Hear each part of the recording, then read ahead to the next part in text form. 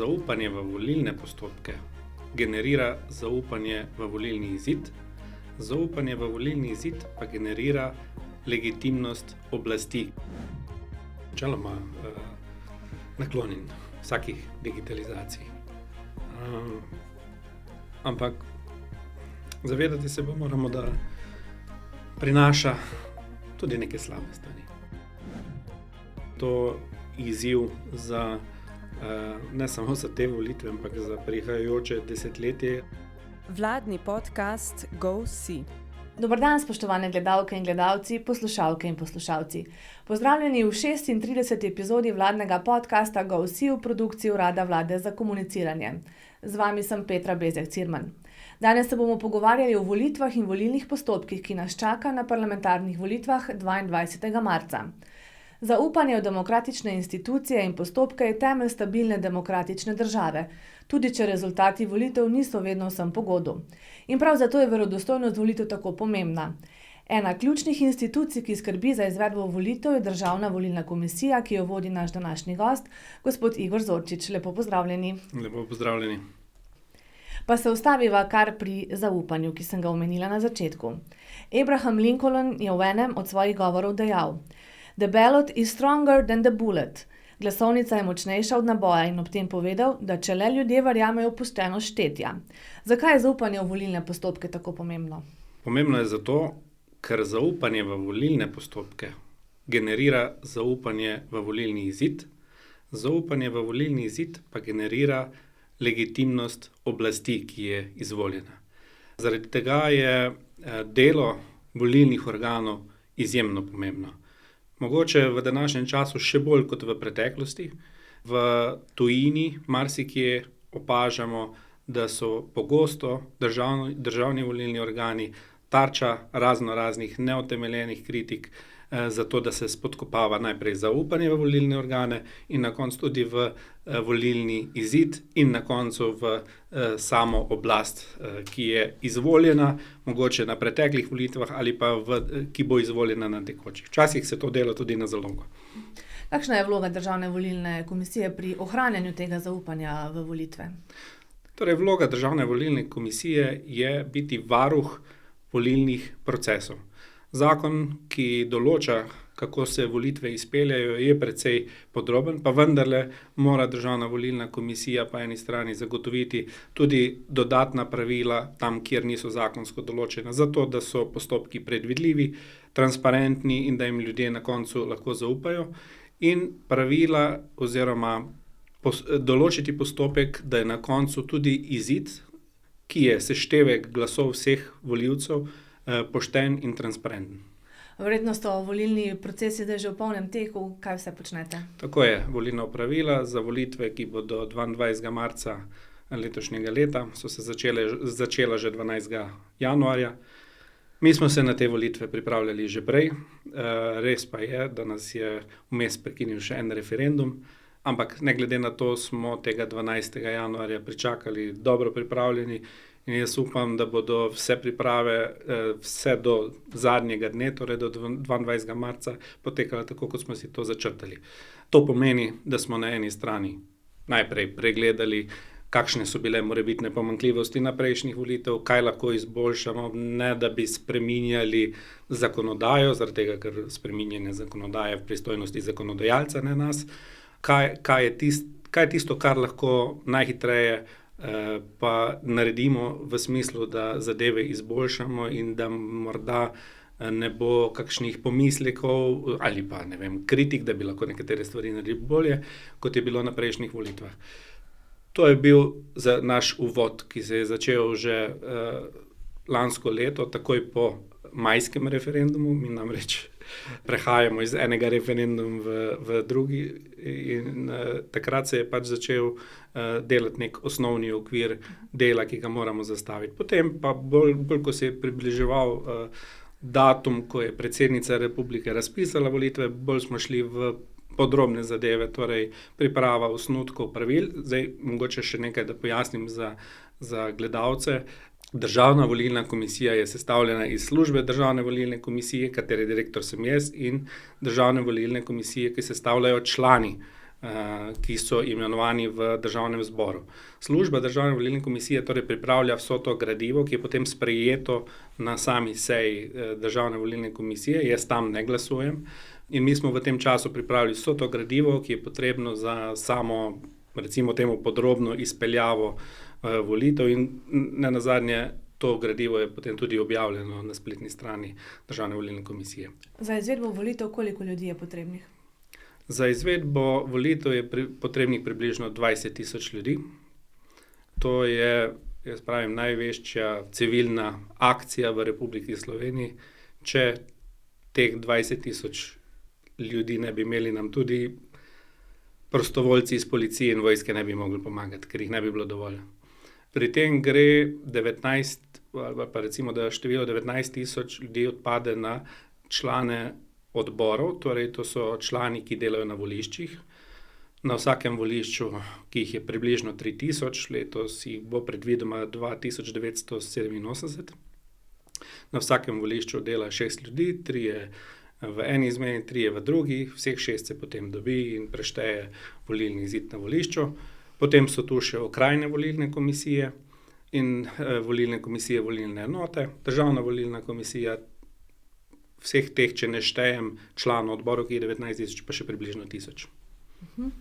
Če pride do kakšnih nepravilnosti, verjetno se to kdaj zgodi, kako ukrepate? Lahko pride do tega. Pri takem obsegu dela in pri toliko ljudeh, ki so vpleteni v volilni proces, lahko pride do napak. Pomembno za zaupanje v volilni proces in tako, kot sem uvodoma povedal, za zaupanje na koncu v volilni izid, je, da pravila volilnih postopkov, pravila, ki določajo, kako se vse postopa do ugotovitve izida, da določajo tudi varovalke, kaj narediti, če se zgodi to in to. Torej, teh pravnih sredstev je več. Mi si želimo, da ne bodo uporabljena, to so lahko pritožbe zoper delo volilnega organa, zoper ugotavljanje izida, lahko torej govorimo o pritožbi zoper delo na volilnem odboru, na volišču, o pritožbi zoper delo okrajne volilne komisije, volilne enote in tako naprej. Mi si ne želimo takšnih pritožb, vse naredimo za to, da jih ni. Torej, da so postopki čim bolj jasni, da tistim, ki se na nas obrnejo, pa morda zadeva niti ni po vsebini pritožba, da jim čim bolj pojasnimo, kaj se je dogajalo, zahtevamo informacije od okrajnih volilnih komisij. In to je recimo, da eno izmed zagotovil, da ti postopki tečejo pravilno, oziroma da če pride do napake, da se zadeve sanirajo. Mislim pa, če smem še to poudariti, da je pri samih volitvah še največji garant, glede na to, da gre za takšno število ljudi, še največji garant ali pa varovalka dobrega dela, ki uživa zaupanje volivk in volivcev, je pluralna sestava volilnih organov. Kaj pomeni pluralna sestava? To pomeni, da so v teh organih, med vsemi temi 20.000 ljudmi, ljudje, ki so jih predlagale različne politične stranke, lokalne skupnosti, kar pomeni, da obstaja tudi nek vzajemen nadzor med njimi, ko skupaj delujejo. Ali lahko se recimo kdo pojavi na volišču in reče, želel bi nadzorovati štetje? Ne more se kar tako prijaviti. Nasprotno, vsakdo, ki želi biti zaupnik, mora biti to v skladu z pravili. Če gre za, organizacijo, mora biti akreditirana za to. Namreč na voliščih je potrebno zagotoviti tudi mir. Ne more se kar nekdo pojaviti tam in dobiti brez kakršnega koli pooblastila okrajne volilne komisije oziroma Državne volilne komisije reči, da je nadzornik volitev ali karkoli podobnega. Tako da vsak, ki si to želi, to je seveda možno po zakonu, ampak mora ustrezati zakonskim pogojem, mora za to zaprositi. Zdaj, če gre za zaupnike kandidatnih list, jih kandidatne liste predlagajo kot zaupnike. Teh je kar nekaj na voliščih. imajo pravico biti tako v času glasovanja kot pri štetju glasov. Na drugi strani so pa tudi druge organizacije, ki se želijo akreditirati. Te organizacije se pa v skladu s pravili, ki bodo objavljena v kratkem na naši spletni strani, mora prijaviti na Državni volilni komisiji in dobiti akreditacijo. Govorite o mednarodnih organizacijah? Tudi. Je že katera napovedala? Pričakujemo, da bo v Sloveniji OVSE. Nedavno so izdali poročilo oziroma odločitev, da gredo v opazovanje volitev v Republiki Sloveniji. Mi to samo pozdravljamo. To sem vas vprašala zato, ker se je že pojavila ena pobuda v Sloveniji, da naj ljudje nadzorujejo štetje glasov in že ustvarjajo ta vtis nezaupanja v naš volilni proces. Zato sem vprašala, kdo se lahko tako kot sem omenil. Zaenkrat mi nimamo nobenih težav s tem, da se volitve opazujejo, da se glasovanje opazuje, ampak samo po pravilih, ki so določena z zakonom. Nikakor pa na lastno roko ali karkoli podobnega. Zdaj bi samo še vas vprašala, kakšen je ta postopek, ko pridejo glasovnice do volišča. Zdaj smo že povedala, kaj se dogaja na volišču. Ali je možno, da recimo, to so tudi pogosto kdo sporoča, da ena stranka manjka na volilnem lističu, da se da s posebnim kulijem kaj prebrisati, take pogoste dezinformacije se sliši v volilnih procesih. Je to sploh mogoče? Kako izgleda od tega, ko natisnete glasovnice, pa da pride do volišč, kakšna je ta pot? Torej, kar se tiče samih glasovnic, glasovnice so izdelane po strogo načrtovanem postopku za grafično postavitev, tako kako bodo izgledale, kje bodo varnostni elementi, ve zelo, zelo malo ljudi. Konkretno na Državni volilni komisiji samo jaz. Kar se tiče potem same izdelave, torej glasovnice se tiskajo pri zaupanja vrednem partnerju, ki potem te glasovnice tudi distribuira po vseh volilnih organih, torej na okrajne volilne komisije, od tam pa gredo na posamezna volišča. So to varovani postopki? V določenem delu bolj, v določenem manj, bolj kot je razpršeno, manj je to varovano. Zdaj sva govorila o tem, kako poteka delo na volišču. Kakšna pa je pot, da glasovnica pride do volišča? Verjetno tukaj ne more priti do kakšnih večjih zlorab. Do večjih zlorab ne more priti. Seveda, vedno lahko kje kakšen incident, kakšna sabotaža. Tudi na to moramo biti pripravljeni, ampak vendarle ti postopki, tako izdelave kot potem distribucije glasovnic so v veliki meri varovani, tako da jaz glede na preteklo prakso ne bojim v zvezi z glasovnicami, da te ne bi prišle do volivca tako, kot morajo priti. Se pa tu in tam pojavlja vprašanje, kaj je z glasovnicami, na primer pri predčasnem glasovanju, ki poteka od torka do četrtka pred volilno nedeljo. Predvsem se je to vprašanje izpostavilo nekajkrat v zvezi z glasovanjem v Ljubljani, ki ima največje volišče za predčasno glasovanje. Tam je namreč strnjeno vseh 14 volilnih okrajev z področja upravne enote Ljubljana in moram zagotoviti, da so te glasovnice zelo dobro varovane. In če bi slučajno prišlo, na koncu koncev pride včasih tudi do ropa banke, ne? Ampak če bi prišlo do kakršnega koli incidenta, bomo to pravočasno registrirali in tudi ustrezno ukrepali. Bi se lahko zgodil takšen scenarij, kot je recimo v Romuniji, ko je že kar naslednji dan Ustavno sodišče razveljavilo romunske volitve v Sloveniji? Pričakujete kaj takšnega? To je predvsem povezano z internetom, ki je danes dostopen, vsakdo lahko objavi, kar želi. Ne vemo, ali to objavljajo slovenski državljani ali pa kakšne tuje organizacije, akterji želijo vplivati na naše rezultate in zato objavljajo lažne novice. Težko napovem, ali je kaj takšnega možno. Nenazadnje takšnega primera še nismo imeli in pri vsakem podobnem incidentu se sodna praksa ali pa ustavno-sodna praksa vzpostavlja na novo. Jaz upam, da bodo organi, ki bodo na koncu to presojali, verjetno na kakšni ustavni ravni, te zadeve vzeli dovolj resno, da bodo pač odreagirali tako, kot bodo velevala dejstva. Jaz se ne bi opredeljeval zdaj do Romunije pa do Moldavije. Vsaka država ima svoje postopke, svoj način presoje, ali je bila, ne vem, kampanja nekako vplivana oziroma je prišel vpliv iz tujine, ampak vendarle jaz pravim tako, najprej moramo poskrbeti, da bodo vsi naši akterji, vsi, ki bodo na ta ali drug način udeleženi v volitvah, pa naj si bodo to ali kandidatne liste ali neki opazovalci, neka civilno-družbena gibanja, da bodo ravnali pošteno in v skladu z namenom vseh volilnih procesov. Potem, ko bomo pa prišli do tega, pa seveda, ali pa tudi vzporedno, moramo biti pa pozorni tudi na dogajanje v tujini.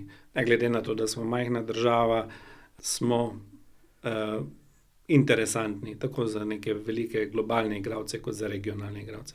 V Nemčiji so lani imeli volitve in recimo ena taka dezinformacija, ki je zaokrožila, je, da ene stranke ni na volilnem lističu, da so jo izbrisali. Bi sploh kaj takšnega, v Nemčiji seveda to ni bilo res, ampak bi bilo kaj takšnega možno v Sloveniji, da bi se kakšno stranko lahko izbrisalo z volilnega lističa? Ne, do tega ne more priti, lahko pride do dezinformacije v zvezi s tem. Ampak tu lahko na vse gledalce apeliram samo v smislu, naj sledijo objavam Državne volilne komisije v zvezi s tem, ki jih bomo posredovali medijem, ki bomo objavljali na naši spletni strani. Da mogoče še to naj povem, naš glavni kanal komuniciranja bo naša spletna stran in bodo izjave, ki jih bomo dali javnim medijem. Ne bodo to neka druga družbena omrežja. Po moji oceni so ta družbena omrežja v zadnjih letih dobila nek povsem drug obraz. Danes jaz mislim, da je najbolj pogost tweet grok, ali je to res, kar pomeni, da je verjetno tam 70% lažnih informacij, in jaz, to je zdaj neka moja, bom rekel, čisto osebna ocena, in enostavno si kot državni organ ne moremo privoščiti, da zapademo v nek krog nekega obračunavanja, ki ga družbeno mreže dopušča, in potem presojanja skozi nekakšne algoritme, umetno inteligenco in podobno. Torej, tisto, kar bo objavljeno, bodisi v živo, skozi predstavnike Državne volilne komisije, kar bomo objavili na spletni strani, to štejte za našo izjavo. No, še zdaj ste sami omenili umetna inteligenca, pojav globokega ponaredka, ta je bil pa recimo prisoten na irskih volitvah. Verjetno se moramo pripraviti volivci in državljani Slovenije tudi na kaj takšnega, ne, da bo kdo zlorabil glas, podobo kakšnega politika, ne glede na barvo stranke, in ga z vsemi temi novimi tehnologijami objavil in skušal zamajati zaupanje. Ja, to je pa drug pojav pri družbenih omrežjih, ne. Po eni strani to vprašanje, ali je to res. Človek vpraša umetno inteligenco in preverja, če je nekaj res. Mislim, to postaja že bizarno. Na drugi strani pa pojav teh generiranih videoposnetkov, ki jih izdela umetna inteligenca, ki jih je vse težje ločiti od pravih videoposnetkov. Mislim, da je to izziv za ne samo za te volitve, ampak za prihajajoče desetletje ali pa stoletje, in da bo morala Republika Slovenija slediti tudi v zakonodaji, da bo določila tisto institucijo, ki se bo s tem posebej namensko ukvarjala. Danes se vsi malo se Državna volilna komisija, malo se vi ukvarjate, malo se Ministrstvo za notranje zadeve, vsi malo, ampak vseeno je ta izziv in grožnja, ki izvira iz tega, tako pomembna, da bo država morala temu nameniti neko posebno pozornost in verjetno tudi neko izurjeno skupino strokovnjakov. Kakšno pa je vaše mnenje, če smo še malo pri elektronskih medijih, v tem, da bi imeli elektronske volitve? Tudi to je bila ena od pobud v Sloveniji. Jaz sem načeloma naklonjen vsakih digitalizacij.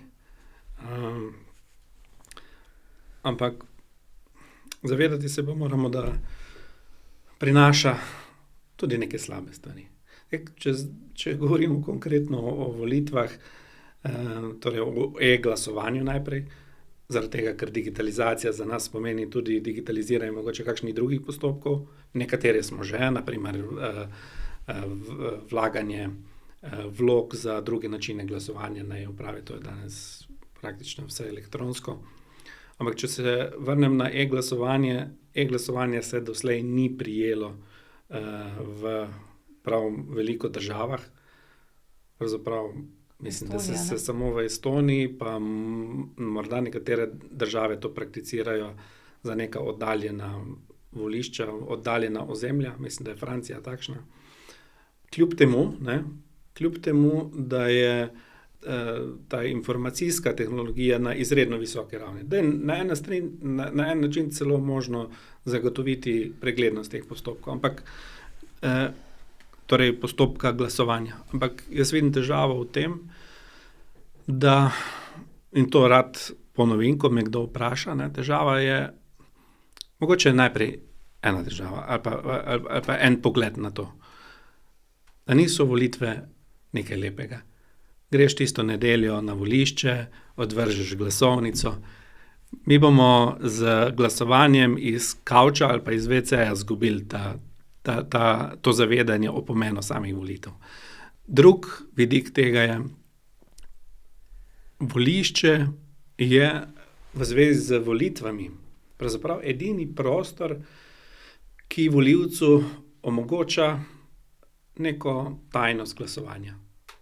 Volivec, tudi če se svojemu partnerju ali partnerici, če mu je rekel, da bo glasoval za enega, bo tam lahko glasoval za drugega.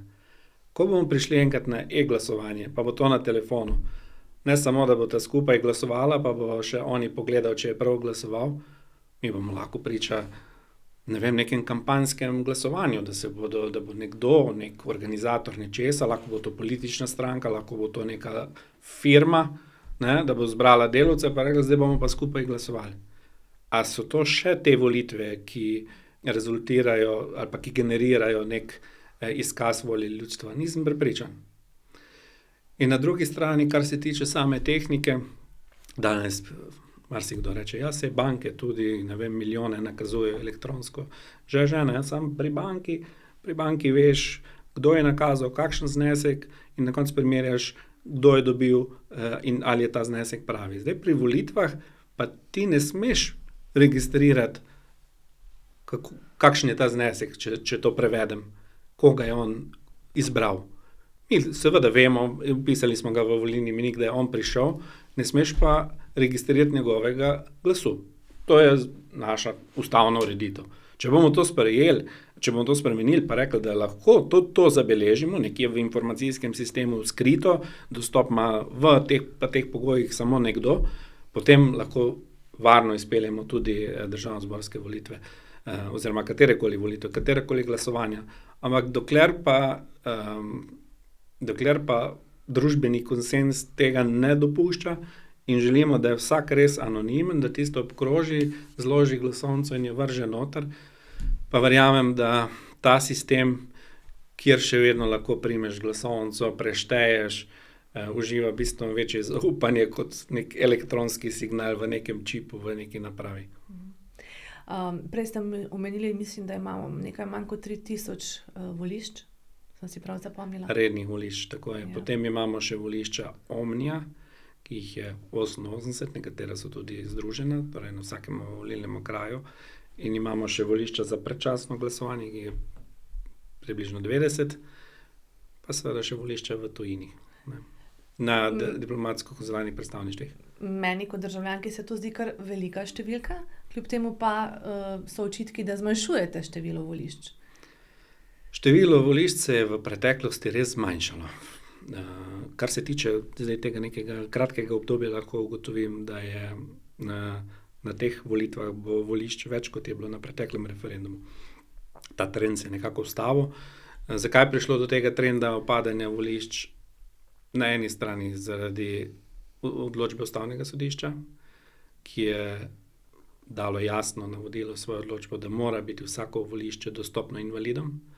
Volišča so bila pa v raznih objektih, ni bilo možno niti z invalidskim vozičkom priti noter in podobno. In teh zadev ni mogoče rešiti na način, da bi pa še eno posebno volišče naredil za invalide, ker to bi bila svojevrstna segregacija. Se pravi, volišča morajo imeti neke standarde. To je prva stvar. Zaradi tega je bilo ukinjenih cirka 400 volišč od leta 2011 naprej. Ukinjenih. Se tudi sam dostikrat uporabim ta napačen izraz, volišča niso določena, pa se ukinejo. Volišča se za vsako glasovanje, za vsake volitve, referendum določa na novo. Pač zmanjšalo se je to število volišč. Na drugi strani pa imamo volišča, ki so tudi v zasebnih objektih, pa je, ne vem, nekdo umrl, ki je bil lastnik neke stavbe, pa dediči niso želeli več tam imeti volišča in podobno. In nazadnje, kar se tiče primerjave volišč v, ne vem, 10, 20, 30 letih, moramo upoštevati tudi to, da se poselitev prebivalstva po Sloveniji zmanjšuje, da so nekatera urbana središča bolj zgoščena in je možno te ljudi na volitvah servisirati za manjšim številom volišč, ki imajo pač več volivcev na volišče in da so tudi ljudje bolj mobilni danes. 3000 volišč, pravzaprav mislim, da, glejte, če imam občutek, da ima kak trgovec veliko trgovin, pa da jih vidimo za vsakem vogalu, pa jih nima verjetno noben več kot 50. Ne? Nekdo mi je dal eno zanimivo primerjavo, je rekel, ne, mi Slovenci imamo cerkvico na vsakem hribčku, pa je rekel, pa cerkva in kapelic ni toliko, kar je volišč, ali pa jih je približno toliko. Ne? Pa vemo, da so zaprte, pa da, ne. Zanimiva primerjava, no, ampak skratka, če se pa primerjamo z drugimi državami, ker mislim, da je tudi relevantno, ker se govori o neki dostopnosti, potem pa lahko ugotovim, da smo začeli pridobivati te podatke in da še nismo našli države, ki bi imela več volišč na volivce, kot imamo mi. Ne? In zdaj nekdo bo rekel tu, ja, se jih imamo, ampak imamo samo v mestih. To ne drži, ne? Ta naša mreža je zelo razvejena. Je pa res, da zakon ne določa, se tudi v drugih državah, ne, koliko pa naj bo oddaljeno volišče od ene hiše. Ne? Na drugi strani pa tudi OVSE, ki pride letos na opazovanje volitev, je opozoril, da so nekatere volišča premajhne, da imajo 50 volivcev in če je udeležba 50%, jih pride 25 glasovati, pa na referendumih je ponavadi še manjša. In ko volilni odbor tisto skrinjico odpre, točno lahko vidi po vrstnem redu, kdo je prišel, kdo je kako glasoval. Tako da premajhna volišča pa prav tako ne zagotavljajo tistih standardov anonimnosti oziroma tajnosti glasovanja. Tako da, če mogoče sklepno zaključim, mislim, da je to število volišč, ki jih imamo trenutek, bolj ali manj ustrezno. Tudi če je relativno veliko število, to nam omogoča, da tudi relativno hitro preštejemo te glasove. Ne? Zdaj, imeli smo izkušnjo, naprimer leta 2024, ko je bilo 5 volitev, tako mi rečemo, čeprav so bile ene volitve, pa 3 referendumi z 4 glasovanji, ampak bilo je 5 glasovnic, pa so potem sploh nekatere medijske hiše neočakano čakale, kdaj bodo tisti rezultati. Mi v Republiki Sloveniji tudi zaradi tega, ker imamo dosti volišč, preštejemo te izide hitro. To, če je do polnoči, to je izredno hitro. V nekaterih državah štejejo po par dni, oziroma štejejo glasovnice in ugotavljajo volilne izide. Mislim, da je to mogoče vseeno. Upam, da bo letos drugače, kot je bilo 2024 in da si bodo mediji vendarle zagotovili vzporedne volitve, zato da bodo lahko takoj ob zaprtju volišč volivcev poročali in napovedali potem ta izid. Kljub temu, da imamo veliko število volišč, pa se na vsake 4 leta, ali če so volitve prej, borimo z volilno udeležbo. Zdaj imamo tukaj pripravljene malce statistike. Leta 1996 je presegla 73% in pa leta 2022, torej zadnja državnozborska, je bila skoraj 71%. Drugače pa smo imeli celo na enih evropskih volitvah leta 2009 zgolj 28% volilno udeležbo. In eden od teh tujih narativov, ki želi zmanjšati pa zaupanje v našo demokracijo pa je, vaš glas nič ne šteje, ne rabite hoditi na volišča. Kako si lahko prizadevamo, da bi čim več volivcev sploh odšlo na ta praznik demokracije in kot ste prej omenili, da grejo fizično tja, da je to poseben dan, za katerega so se tisočletja borile generacije? Ljudi je potrebno predvsem spodbujati, da hodijo na volitve. Absolutno ne drži teza, da njihov glas ne šteje, še kako šteje. Namreč vedeti moramo, da volitve so v svoji osnovi nek boj za oblast. In nekateri želijo priti na oblast tudi z bližnjicami. Pravilni, tisti postopek, ki se je v zgodovini izkazal za najbolj sprejemljivega, so pa pač volitve, ki so seštevek glasov vseh, ki sodelujejo. Dostikrat slišimo kritike na račun, politike, oblasti, opozicije, kogarkoli že, strani tistih, ki sploh ne hodijo na volitve. Če ne drugega, naj gre vsak na volitve, vsaj zato, da bo lahko potem utemeljeno kritiziral, karkoli že bo. Mi bomo na Državni volilni komisiji vse zagotovili, da bodo volitve poštene, ne obljubljamo pa nobenemu dobrega volilnega rezultata. In tudi volivcem ne moremo napovedati, kakšen bo na koncu izid.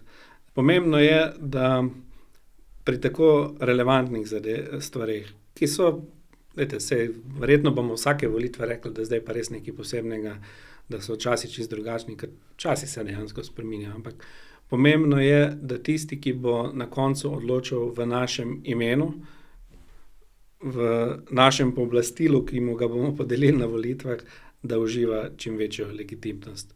Da ga ne bojo drugi spodkopavali, lahko so to domači, še bolj verjetno v današnjem času pa tuji. Naj uživa to legitimnost in samo tako bomo lahko na nek preverjen, transparenten način prišli do rešitev, za katere bomo kot skupnost zavzeli stališče, da vodijo k neki blaginji.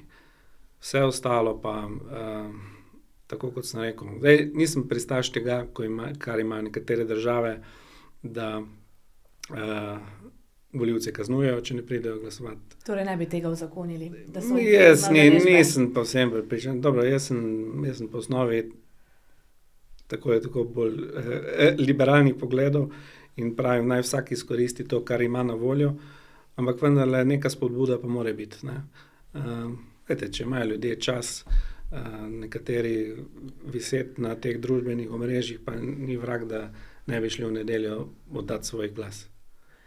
Mi imamo zdaj v bistvu generacije, ki volijo, so se že rodile v samostojni Republiki Sloveniji, ampak pogosto za te mlade govorijo, da se tudi ne udeležujejo volitev. Kaj bi njim sporočili, zakaj je vredno, da se jih udeležijo? Čeprav v osnovi kritiziram te družbena omrežja oziroma spletna družbena omrežja, pa se tej realnosti ne bomo mogli povsem izogniti. Razen če jih bomo kdaj prepovedali, kot berem, da to delajo v nekaterih državah oziroma mladim omejujejo dostop do njih. Ampak kaj pomeni, da se bomo morali prilagoditi tem dejstvu, to je, da jih bomo morali mogoče nagovarjati tudi na ta način. Se pravi, na nek priljuden, zdaj kakšni je to so tisti, ki jim danes pravimo influencerji, najbolj vešči, na kakšen način do čim večjega števila mladih, da se pač njihova objava deli naprej, da ima velik doseg, ampak vsekakor je vredno poskusiti tudi na ta način. Na vaši spletni strani imate objavljene odgovore na najpogostejša vprašanja, ki zanimajo državljane. Pripravili ste prek 50 pojasnil, kaj jih najbolj zanima v zvezi z volitvami.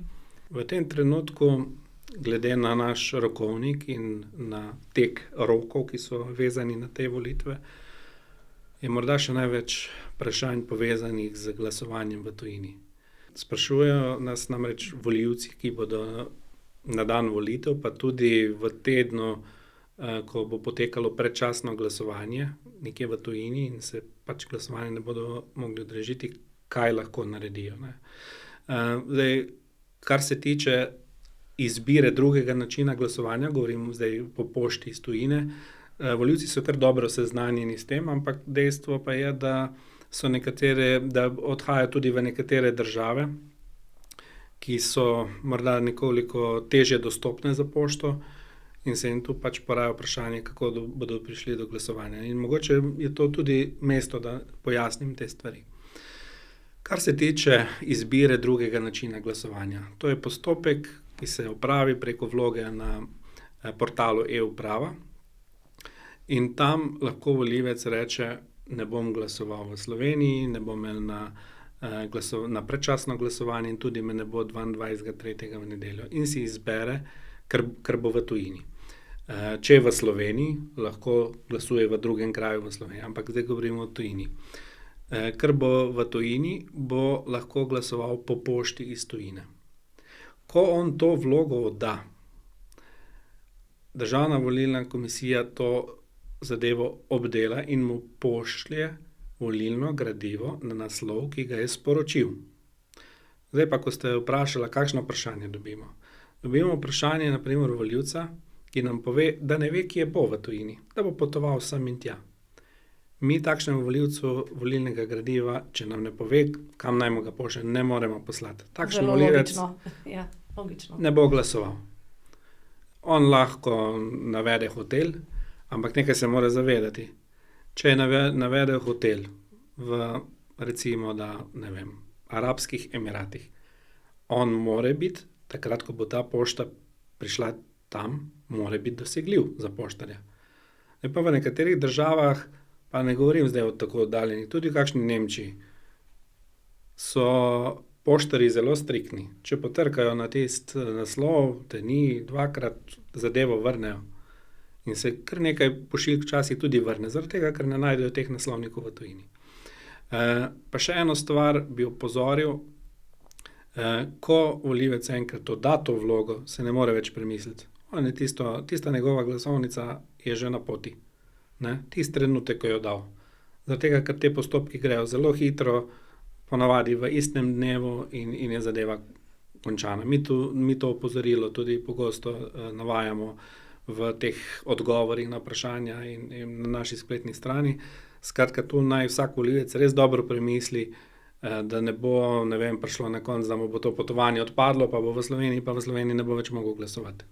Tako da redno glasovanje v Sloveniji je tisto, kar je, najbolj varna varianta za vsakega. Vsa pošta in podobno je poskus približevanja volivcem, zadeve v principu načeloma dobro tečejo. Morda še to izpostavim, zdaj to gradivo gre na pošto, ampak od takrat dalje, ko gre na pošto, pa naj gre ali za slovensko pošto ali pa za tujo pošto. V Avstraliji, kjerkoli na svetu, mi to pošiljamo na različne kontinente, za poštne storitve Državna volilna komisija ne odgovarja. Tu je vsak volivec podvržen tem tveganjem, ali pošta dobro opravlja svoje storitve. In ne samo, ko govorimo o tem, da on to volilno gradivo prejme, on ga mora tudi pravočasno poslati nazaj in mora pravočasno priti nazaj to volilno gradivo.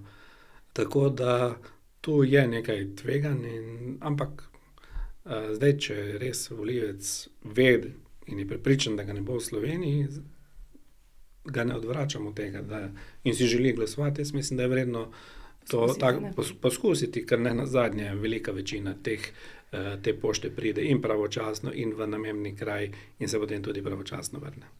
Za konec, če povzamemo, torej naj volivke in volivci spremljajo vaše uradne vire, torej dvk-rs.si, tudi na GoSi bodo verodostojne informacije. Pa še na en naslov bi pozoril, ki je ločen, volitve.dvk-rs.si. Na tem naslovu bodo objavljene tako kandidatne liste, kot potem na dan volitev oziroma po zaprtju volišč se bodo tam osveževali podatki iz posameznih volilnih okrajev oziroma posameznih volišč. Naj zaupajo v našo demokracijo, v naše volilne postopke in kaj se v čim večji meri udeležijo volitve 22. marca. Tako je. Vabimo vse volivke in volivce na volitve. Hvala, gospod Zorčič, da ste bili z nami in nam pojasnili, kako delujejo volitve in vsi ti postopki, da pride do volitev v Sloveniji. Hvala za povabilo. S tem smo zaključili današnji podcast. Nasvidenje.